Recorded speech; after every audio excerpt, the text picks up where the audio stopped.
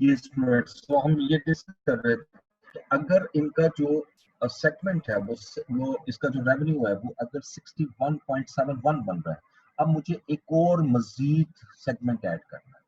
अब यकीनन जो मैं नेक्स्ट सेगमेंट ऐड कर रहा हूँ, सपोज मैं सेगमेंट डी ऐड कर रहा हूँ, सपोज वैसे तो डी नहीं करेंगे, ई कर रहा हूँ, ई सेगमेंट कर रहा हूँ, ठीक है।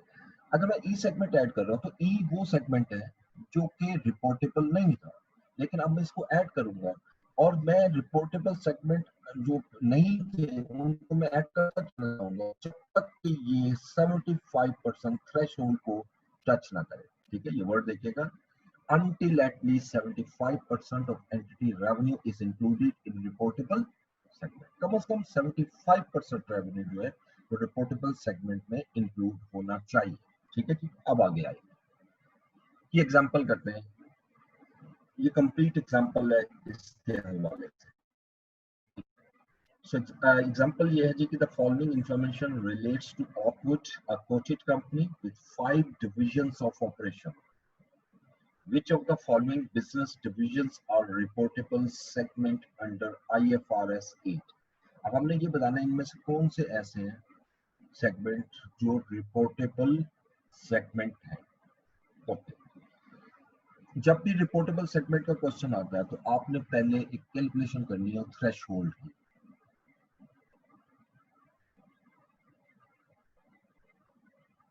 थ्रेशोल्ड,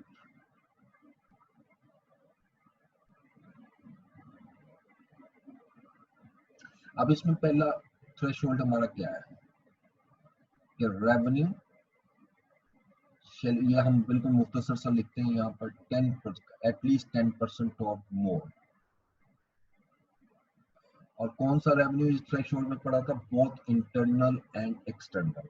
अब देखें यहाँ पर हमारा एक्सटर्नल रेवेन्यू कितना है 650 टोटल ले रहा हूँ और इंटरनल रेवेन्यू 48, इन दोनों को ऐड करने, इसका मतलब है कि रेवेन्यू कितना हुआ जी 698, इसका 10% ले लेता हूँ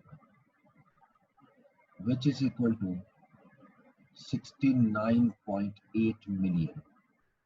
याद रखिएगा हर वो सेगमेंट जिसका कम से कम प्रॉफिट 69.8 मिलियन होगा वो रिपोर्टेबल सेगमेंट में चला जाएगा। जरा देखते हैं, और ये जो मैं 69.8 कह रहा हूँ ये बोथ इंटरनल एंड एक्सटर्नल। पहला हमारा है वुड सेल तो एक्सटर्नली 220, जिसका मतलब है कि ये इसकी जो रेवेन्यू है वो 69.8 से ज्यादा है, तो ये पहला सेगमेंट मैंने इसमें आइडेंटिफाई कर लिया, reportable segment would sales.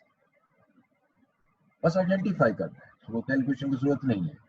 Furniture, look at the furniture 256 और 2 ना भी ऐड करूं तब भी वो 10% से ज्यादा है, इसका मतलब है कि furniture sale is also a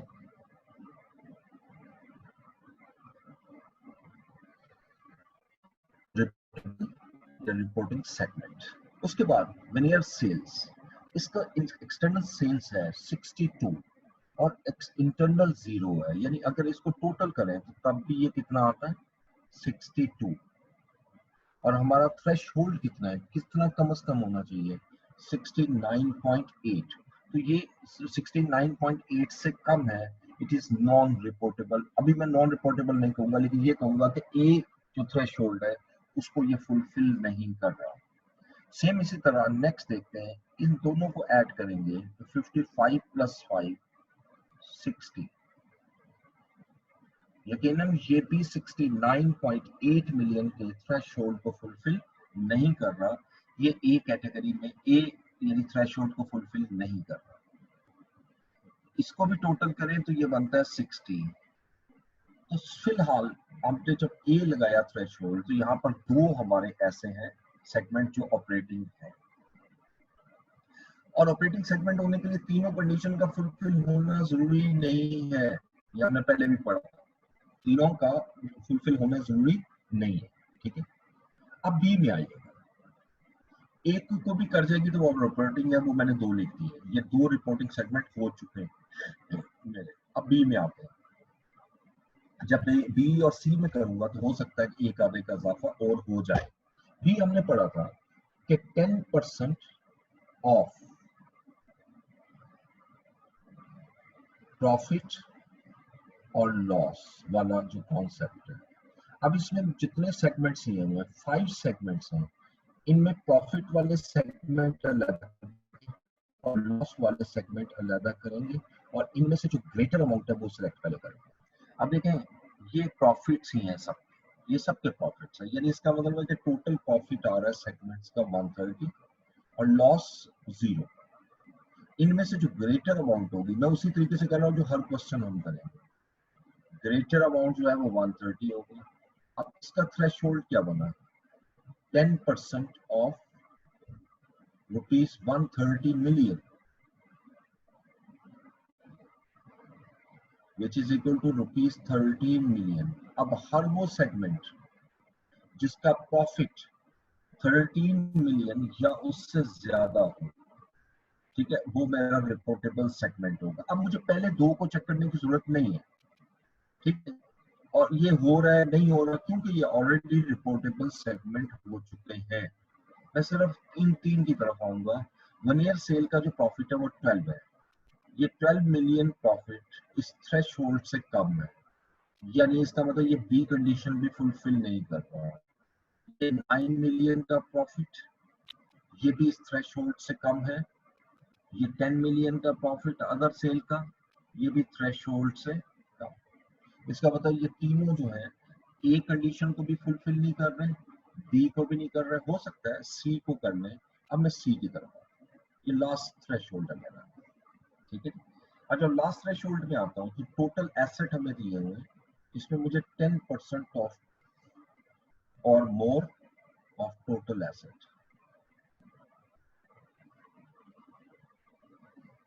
ये जो ऊपर मैंने लिखा है ये भी 10% और मोर। अब टोटल एसेट मेरे कितने हैं जी, इसमें 10,200 मिलियन।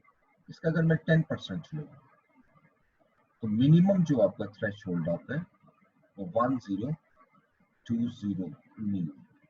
अब अगेन वुड और फर्नीचर को मुझे देखने की जरूरत नहीं है, मुझे वुड और फर्नीचर को नहीं देखना, ठीक है, बल्कि मैं वनियर सेल्स, वेस्ट सेल और अदर सेल को देखूंगा। इसके टोटल एसेट जो है वो 200 है, ये भी थ्रेशोल्ड से काफी कम है, ये भी कम है, ये भी कम। अब मैं कह सकता हूँ कि only wood sales and furniture sales are reportable segments, whereas veneer sales, waste sales and other sales are non-reportable segment। लेकिन अब आगे चलते हैं, इस वक्त यहाँ तक मैंने कर लिया, फिर थ्रेशोल्ड 2 लगाना, ये जो अभी पड़ा है, यानी अब मेरे 2 थ्रेशोल्ड है, वुड और फर्नीचर। अब वुड की जो सेल्स, अब मुझे सिर्फ एक्सटर्नल सेल चाहिए, सिर्फ एक्सटर्नल। वुड की जो एक्सटर्नल सेल है वो कितनी है, जो मेरे रिपोर्टेबल सेगमेंट हो चुके हैं। देखिए वुड की मेरी जो सेल्स है दैट इज 220 मिलियन, और फर्नीचर सेल्स जो है इसकी एक्सटर्नल सेल क्या है, दैट इज 256। अब इन दोनों को हम ऐड कर लेते हैं, ये बन गया जी 476। अब इसकी परसेंटेज देखते हैं। 476 जो आपका रिपोर्टेबल सेगमेंट का एक्सटर्नल रेवेन्यू है, that should be at least 75% of the total external revenue। अब इसको 650 पे डिवाइड करके 100 से मैंने मल्टीप्लाई कर दिया। अब इसकी कैलकुलेशन करते हैं, 476 divided by 650 into 100, that is 73.23%।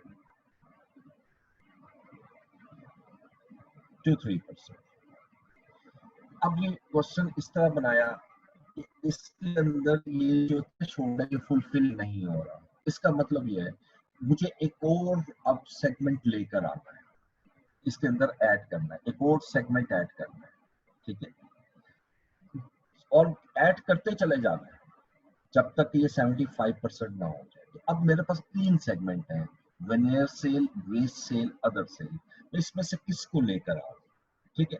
लेकिन एक बड़ी इंटरेस्टिंग चीज है कि स्टैंडर्ड ने इसके बारे में कोई गाइडलाइंस नहीं दी, लेकिन जनरली वेरी सिंपल, क्योंकि हम सेल को डिस्कस कर रहे हैं, एक्सटर्नल सेल को, हम मार्केट प्रैक्टिसेस यही यूज करते हैं जिसकी सेल्स एक्सटर्नल सबसे ज्यादा इन तीनों में, उसको लेते हैं। ठीक है, तो ये 62 है, ये 55 है, ये 57, तो मैं वेनियर सेल को लूंगा। अब वेनियर सेल जो है ये भी मेरा ऑपरेटिंग सेगमेंट बन जाएगा, रिपोर्टेबल सेगमेंट। इससे पहले दो रिपोर्टेबल सेगमेंट थे, ये थर्ड हो गया। और इसकी सेल्स कितनी है? 62 मिलियन। अब टोटल सेल कितनी हो गई रिपोर्टेबल सेगमेंट की? देखिए 476 पहले थी, दो की, प्लस 62 भी हमने ऐड कर लिया, और इसको आप डिवाइड करें 650 पर, अब देखें परसेंटेज, तो ये 75% थ्रेश होल्ड को क्रॉस कर चुकी है। 476 plus 62 divided by 650 into 100, 82.77%. So finally, इस एग्जाम्पल में जो आंसर उससे पूछा हुआ है, उसका क्वेश्चन ये है कि कौन से बिजनेस ऑपरेशन जो ऑपरेटिंग सेगमेंट है, ये तीन मैंने टिक लगा दिए, रिपोर्टेबल सेगमेंट, ये तीनों रिपोर्टेबल सेगमेंट कहलाएंगे। ठीक है, ये याद रख रहे हैं कि 75% वाला थ्रेशोल्ड सब्सिक्वेंट है, आपने थ्रेशोल्ड ए लगाना है, ये जो हमें पढ़ा था दिस वन, ये थ्रेशोल्ड लगाना है। ठीक है, ये तीन कंडीशन फुलफिल करनी है, तीन कंडीशन फुलफिल करने के बाद जो रिपोर्टेबल सेगमेंट बन जाए, फिर आपने उसका टेस्ट लगाना है कि वो कम से कम 75% होना चाहिए। अगर तो वो 75% है, जैसे अभी एग्जाम्पल में अगर मैं इसको 75 कर दूं तो ठीक है, अब यही रिपोर्टेबल सेगमेंट होंगे, वुड सेल्स और फर्नीचर सेल्स। लेकिन चूंकि ये 75% से कम है, अब मुझे एक और ऑपरेटिंग सेगमेंट इसके अंदर ऐड करना है, ताकि इसका जो टोटल है वो उसके थ्रेशोल्ड से कम उससे उसको टच कर जाए। ठीक है, ये एक सिंपल सा बेसिक कॉन्सेप्ट होता है आपका आइडेंटिफाई करने का। ठीक है, नेक्स्ट, अब आ जाए इसका डिस्क्लोजर। इसका डिस्क्लोजर चूंकि ऑब्वियसली ये स्टैंडर्ड से रिलेट कर रहा है, तो अब जिस वक्त ये डिसाइड हो गया कि ये मेरा रिपोर्टेबल सेगमेंट है, तो फिर मुझे क्या क्या डिस्क्लोज करना है उन सेगमेंट से रिलेटेड, वो चीज अब हम यहाँ डिस्कस करेंगे। तो स्टैंडर्ड कहते हैं entity shall disclose information to enable users of its financial statement to evaluate the nature and financial effect of business activity in which it engages and the economic environment in which it operates। ठीक है, ये तकरीबन वही है जो आपने इसका objective भी पढ़ा था। ठीक है, तो आपने सारी इंफॉर्मेशन डिस्क्लोज करनी है, और कौन सी करनी है उसकी तरफ information about profit or loss, assets and liabilities. क्या क्या चीजें आपने इंफॉर्मेशन रिपोर्ट करनी है, डिस्क्लोजर देना है। ठीक है, number one, information that is to be disclose is number one, a measure of profit or loss of each reportable segment। Her reportable segment का आप प्रॉफिट और लॉस निकालो।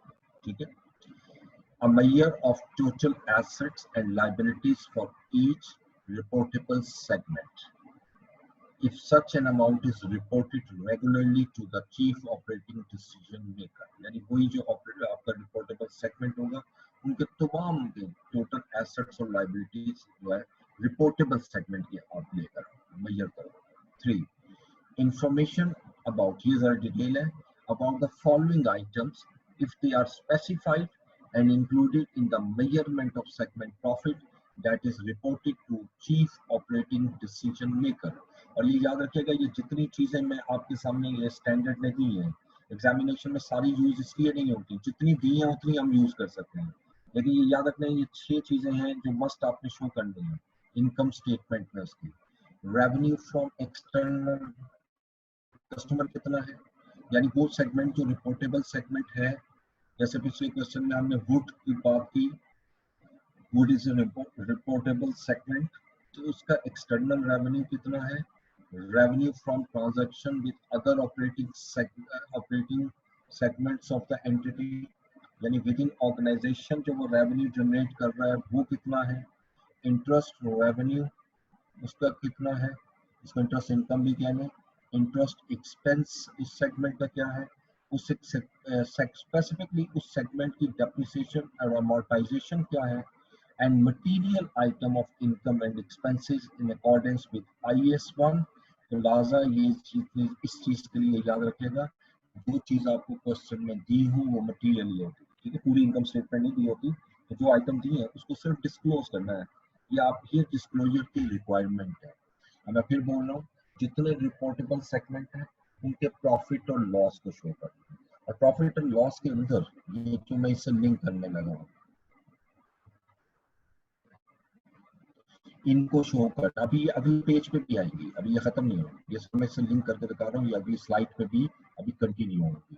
अब measure of profit or loss of each reportable segment, यानी आपने profit and loss पूरा बनाना है segment का, लेकिन उस फॉर्मेट में बनाने की जरूरत नहीं है जैसे नॉर्मल हम बनाते हैं, अलबत्ता ये तमाम चीजें इसके अंदर डिस्क्लोज करना जरूरी है प्रॉफिट एंड लॉस, ठीक है। अब इसी को कंटिन्यू कर रहा हूँ नेक्स्ट स्लाइड में। The entity's interest in the profit or loss of associate and joint venture accounted for by equity method, ठीक है। अगर आपकी कोई भी आपके एंटिटी ने, आपकी ऑर्गेनाइजेशन ने इन्वेस्टमेंट की हुई है एसोसिएट में और या जॉइंट वेंचर में, ठीक है, जिसमें आप equity method of accounting use कर रहे हैं, ये अभी हम पढ़ेंगे कंसोलिडेशन में जाते हैं, ठीक है, वहां पे जाकर आप ये पढ़ेंगे, वहां पे मेथड होता है इक्विटी मेथड, जो एसोसिएट हमारे सिलेबस में हम पढ़ेंगे, एसोसिएट के लिए हम यूज करते हैं, ठीक है?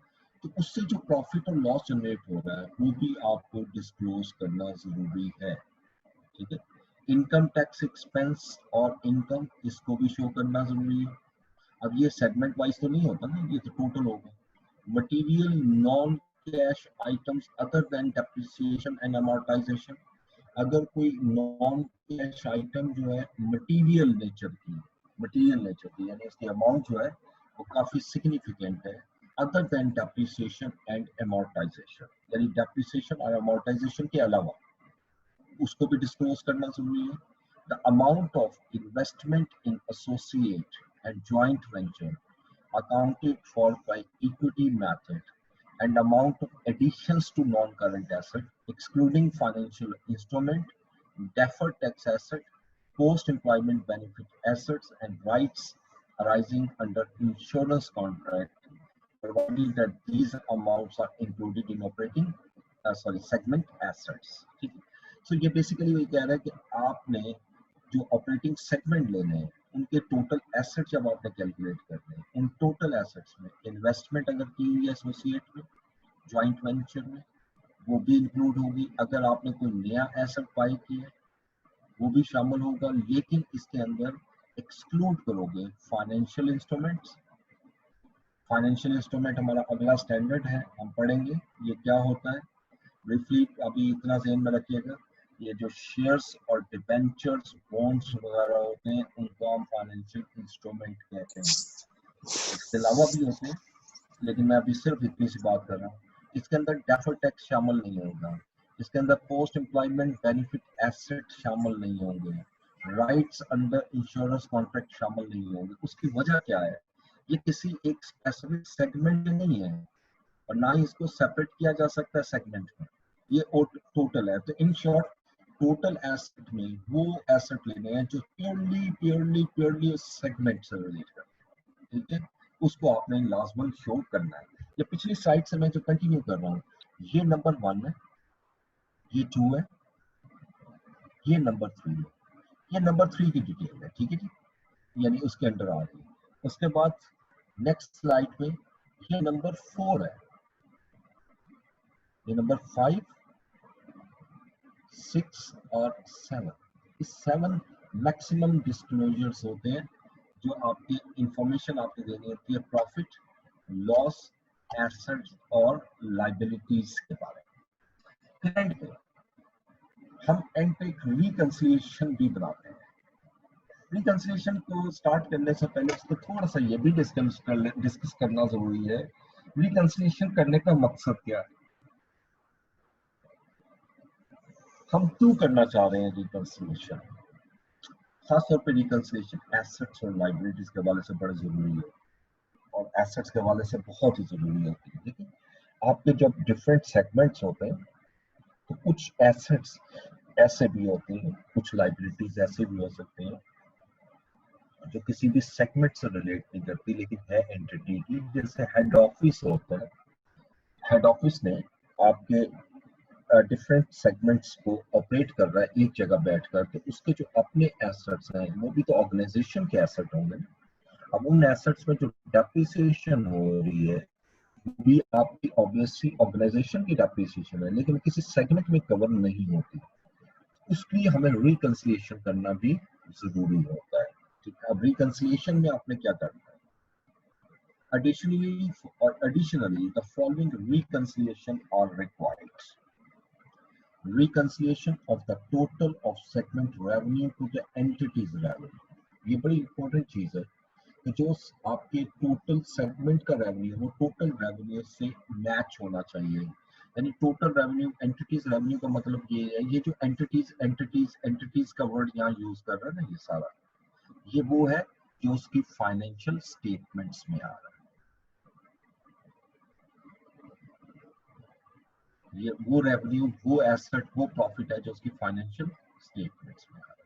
तो एक तो आपने रिकंसिलिएशन करनी है रेवेन्यू की, यानी आपने शो करना है कि ये, अब मैं सिंपल इस तरह बताता हूँ। देखिए ये सेगमेंटल, ये सेगमेंट्स है, रिपोर्टेबल सेगमेंट्स है। आप लिखोगे रिपोर्टेबल सेगमेंट्स, ये लिखोगे नॉन रिपोर्टेबल सेगमेंट,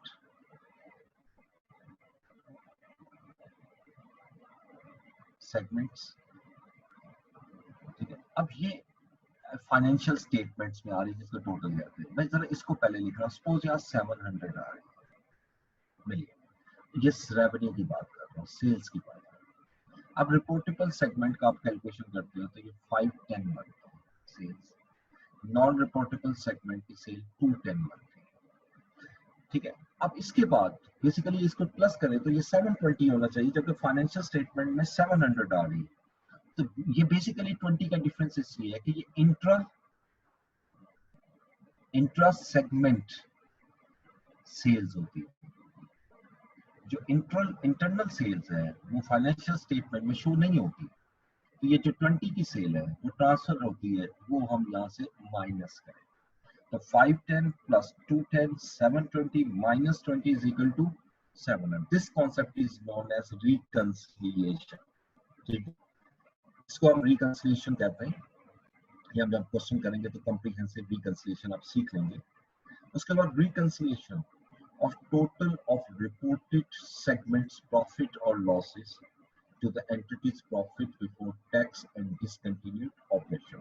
ये आप किस चीज का आप रिकंसिलिएशन कर रहे हैं?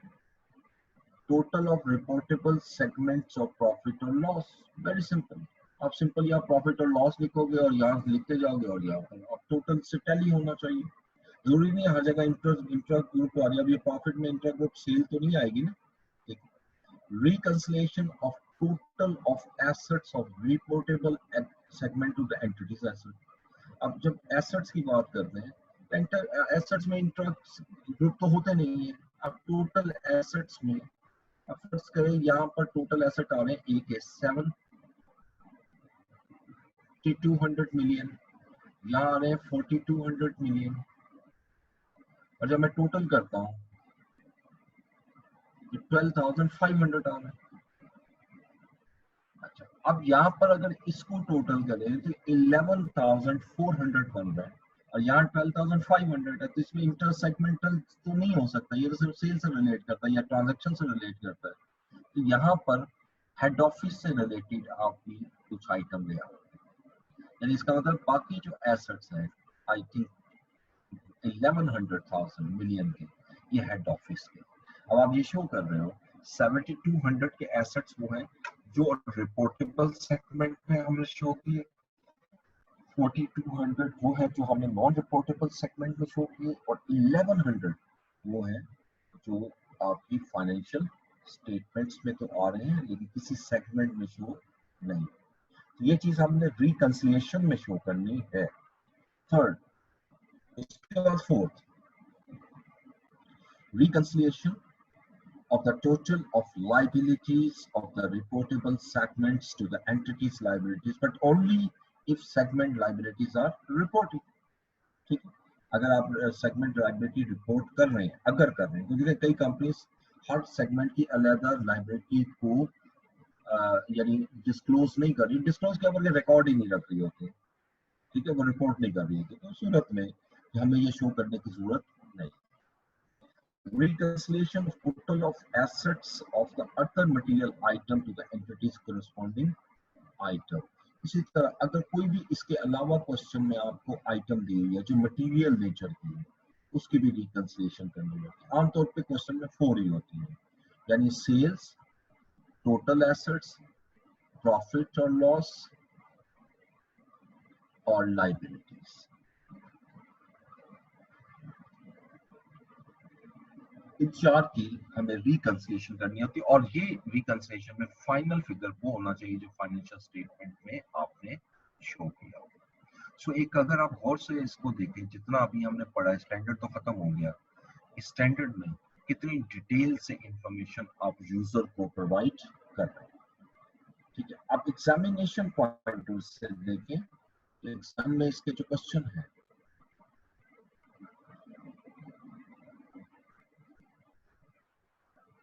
ये अभी शॉर्ट क्वेश्चन में दिए थे,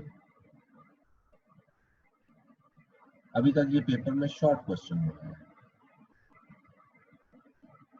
जैसे पिछली स्लाइड में हमने पढ़ा था, इसके एक्चुअली अगर मैं ओवरऑल देखूं, इसके 2 पार्ट होते हैं इसके पूरे स्टैंडर्ड के। एक ये होता है आइडेंटिफिकेशन, यानी रिपोर्टेबल सेगमेंट और नॉन रिपोर्टेबल की सेपरेट करना, इसमें कौन से रिपोर्टेबल है कौन से नॉन रिपोर्टेबल, जिसको थ्रेशहोल्ड कहते हैं ना, आप अप्लाई करते हैं थ्रेशहोल्ड। इसमें से अगर जो क्वेश्चन आता है ना, वो शॉर्ट क्वेश्चन है, जो अभी तक पेपर में आया, ये दोनों अटेम्प्ट्स में जो आया वो शॉर्ट क्वेश्चन है। उसके बाद सेकेंडली मूव करेंगे। लेकिन अगर आपका डिस्क्लोजर मांग लेता है, कंप्लीट डिस्क्लोजर, तो डिस्क्लोजर में रिकंसिलिएशन भी हिस्सा है। तो जब डिस्क्लोजर मांग रहा है तो फिर तो हमें ये भी करना पड़ेगा और डिस्क्लोजर भी बनाना पड़ेगा, तो फिर ये लॉन्ग क्वेश्चन की तरह मूव करेगा।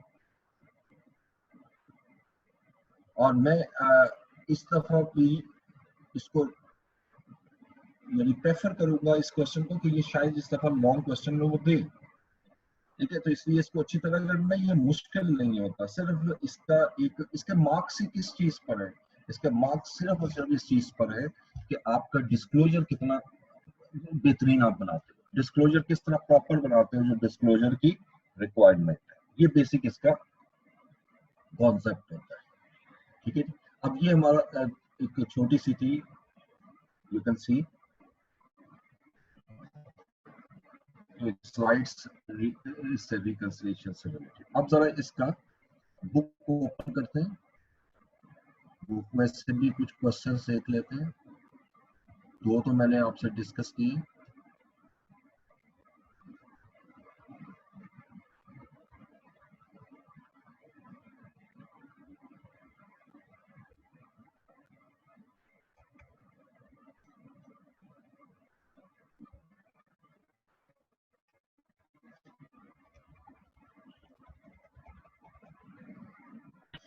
क्वेश्चन नंबर 5 ये आपको स्क्रीन पर नजर आ रहा है?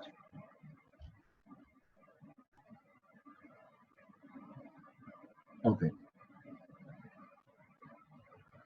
पहले ए पार्ट में तो वो कह रहा है specify the criteria for identification of operating segments in accordance with the international financial reporting standards. ये तो वो क्राइटेरिया सिर्फ पूछ रहा है, तो आप क्राइटेरिया बता देंगे, वो 3 क्राइटेरिया ए, बी और सी, और उसके बाद फिर आप 75% वाला थ्रेशहोल्ड बता देंगे, ठीक है। अब इसमें बी पे देखते हैं जहां कैलकुलेशन है। J Limited is an integrated manufacturing company with 5 operating segments. So the following information pertains to the year ending 31st March 2012. अब इसमें 5 सेगमेंट है, ए से लेकर ई तक। अगर आप देखें तो इनका इंटरनल रेवेन्यू भी गिवन है, एक्सटर्नल रेवेन्यू भी गिवन है, टोटल रेवेन्यू भी, प्रॉफिट और लॉस भी है, एसेट्स भी है और liability. In respect of each operating segment explain whether it is a reportable segment. ठीक है, तो अब इसको हम यहाँ पर थोड़ा सा डिस्कस कर लेते हैं इस एग्जांपल को। Example number 5।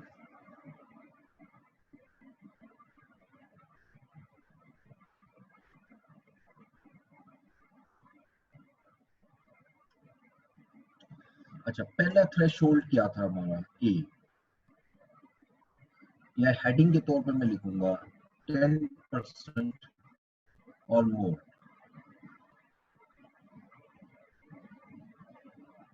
ऑफ रेवेन्यू या सेल्स। यहाँ पे इंटरनल एक्सटर्नल का वर्ड नहीं है तो रेवेन्यू का मतलब दोनों। तो थ्रेशोल्ड पहले कैलकुलेट कर लें। ए का थ्रेशोल्ड क्या बनेगा, देखिए टोटल रेवेन्यू कितना है। टोटल रेवेन्यू आपका ऑर्गेनाइजेशन का बोथ इंटरनल और एक्सटर्नल मिलाकर 1288 1288। तो मैं लूंगा 1288 मिलियन का 10%, which is equal to rupees 128.8 million. अब हर वो सेगमेंट जिसका इंटरनल और एक्सटर्नल रेवेन्यू 128.8 मिनिमम हो, वो मेरा रिपोर्टेबल सेगमेंट हो जाएगा ए पार्ट। देखते हैं किसका जो रेवेन्यू ज्यादा है। देखो ये 743 है, ये रिपोर्टेबल सेगमेंट है। ये 82 है, ये इससे कम है 128.8 से, it is not a reportable segment. 300, इसको देखें तो ये 128.8 से ज्यादा है, so this 300 is not as reportable segment. 35 is not a reportable segment क्योंकि ये 128.8 से कम है, और इवन 128 जो है ये भी 128.8 को टच नहीं कर रहा, एग्जैक्टली उसके इक्वल नहीं है, थोड़ा सा कम है। अब इसको भी अभी फिलहाल ऑपरेटिंग सेगमेंट नहीं लेंगे। तो मेरा ए पार्ट में ऑपरेटिंग सेगमेंट बन गया ए, ठीक है, और सी, ये दो सेगमेंट हो चुके हैं। तो जो कि मैं यहाँ ले आता हूँ, तो मेरे रिपोर्टिंग सेगमेंट जो है, रिपोर्टिंग सेगमेंट अब मेरे दो आ चुके हैं, एक ए और सी, ए एंड सी। अब मैं सेकंड थ्रेशोल्ड की तरफ मूव करूंगा। 10% ऑफ और more of greater of profit or loss, greater than profit or loss. ये हेडिंग में दे रहा हूँ, डिटेल हमने पढ़ी।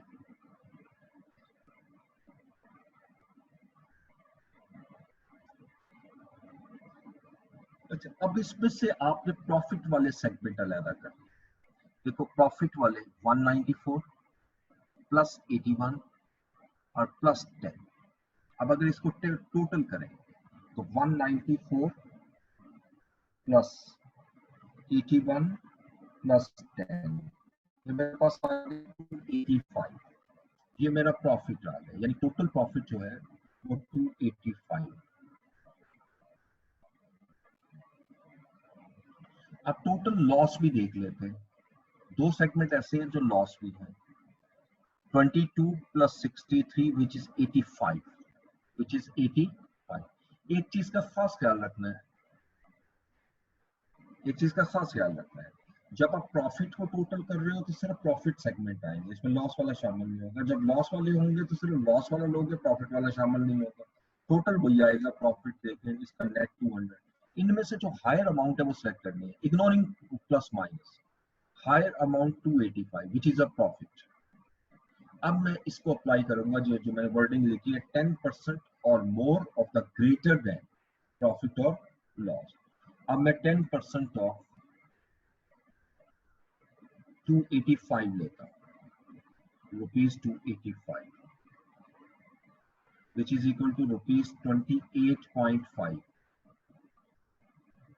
यानी अब हर वो सेगमेंट मेरा ऑपरेटिंग सेगमेंट हो जाएगा जिसका प्रॉफिट या लॉस दोनों में से कोई भी 28.5 से कम 28.5 हो या उससे ज्यादा।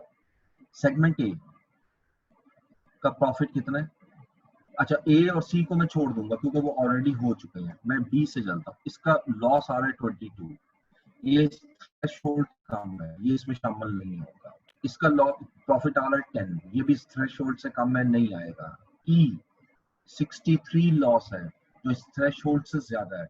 एक रिपोर्टेबल सेगमेंट का इजाफा और हुआ। अब मेरे यहाँ तक ए और बी के कॉम्बिनेशन में रिपोर्टेबल सेगमेंट्स जो हैं,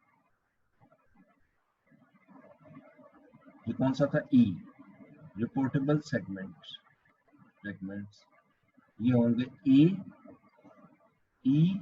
ए सी और ई। अब ये 3 सेगमेंट हो चुके हैं, ठीक है। ये एक्यूमुलेट होता जाएगा ना, जो जो आता जाएगा वो सेगमेंट बनता जाएगा। ये भी हो गया, अब 3 सेगमेंट हो चुके। अब सिर्फ रह गया बी और डी। ये देखेंगे कि ये रिपोर्टिंग सेगमेंट है या नहीं। अब थर्ड थ्रेशोल्ड की तरफ जाएंगे, सी। थ्रेशोल्ड सी हमने क्या पढ़ा था? 10% ऑफ टोटल एसेट्स, सिर्फ एसेट्स। इसमें लाइबिलिटी दी है वो कंफ्यूज करने के लिए। ये देखिएगा, ये एसेट्स है या लाइबिलिटी। एसेट 575, तो मैं 575 का 10% अगर लूं, दैट इज ₹57.5 मिलियन। तो ये जो 57.5 मिलियन आ रहा है, ये देखना है आपने कि टोटल एसेट किस सेगमेंट के बी और डी में से इससे ज्यादा है। बी के टोटल एसेट है 44, ये इससे कम है, और डी के एसेट्स हैं 75 और जो इससे ज्यादा है। इसका मतलब D is also an reporting segment. So finally reporting segment मेरे कौन से? फाइनली तीनों को जो मिला के होगा वही मेरा आंसर होगा, सेगमेंट्स। अब अगर इसको देखेंगे, ये डी भी आ चुके हैं, तो A C D E, A C D and E. जैसे ये मैंने कैलकुलेट किया, अब इसका सेकंड थ्रेशोल्ड में अप्लाई, ठीक है। अब मैं देखता हूं कि sales from reportable segment, reporting segment, और ये सिर्फ कौन सी सेल? ये भी सेल में रखिएगा, एक्सटर्नल। अब इसको टेस्ट लगाना है कि ये 75% है या नहीं है। तो जरा देखते हैं ए की सेल कितनी है। ए की इंटरनल सेल नहीं लेनी, सिर्फ एक्सटर्नल 705। उसके बाद मेरा सेगमेंट है सी, सी की सेल है एक्सटर्नल 300। डी, डी सेगमेंट की इंटरनल सेल है ही नहीं, ये सिर्फ एक्सटर्नल सेल नहीं है, इंटरनल करता है। ई 90, इसको प्लस कर लेते हैं, ये बन गया जी 1705 प्लस 390, ये 1095 आ रहा है। और टोटल सेल कितनी है? एक्सटर्नल, टोटल एक्सटर्नल सेल है 1177। तो मैं इसका अगर 1177 से परसेंटेज लूं तो ये 77% से 75% से ज्यादा है, ठीक हो गया। और जैसे ये 93% है, इसका मतलब यही मेरा फाइनल आंसर है, ए सी डी और ई। तो स्टैंडर्ड तो जरा पढ़ लीजिएगा, ये शायद कल हम जो नेक्स्ट क्लास आएगी तो हम एक अदर इसके ज्यादा क्वेश्चन रहेंगे, एक तो क्वेश्चन करेंगे और उसके बाद फिर अगले स्टैंडर्ड में मूव कर जाएंगे। शायद अगला हमारा जो लेक्चर वो प्रैक्टिस से ही रिलेटेड हो, इसी स्टैंडर्ड, ठीक है। और इसमें पढ़ लीजिएगा, जो क्वेश्चन होंगे वो हम अगली दफा जो आपके क्वेश्चन है वो नेक्स्ट क्लास में डिस्कस करेंगे, ठीक है। आपके क्लास का टाइम खत्म होने वाला है।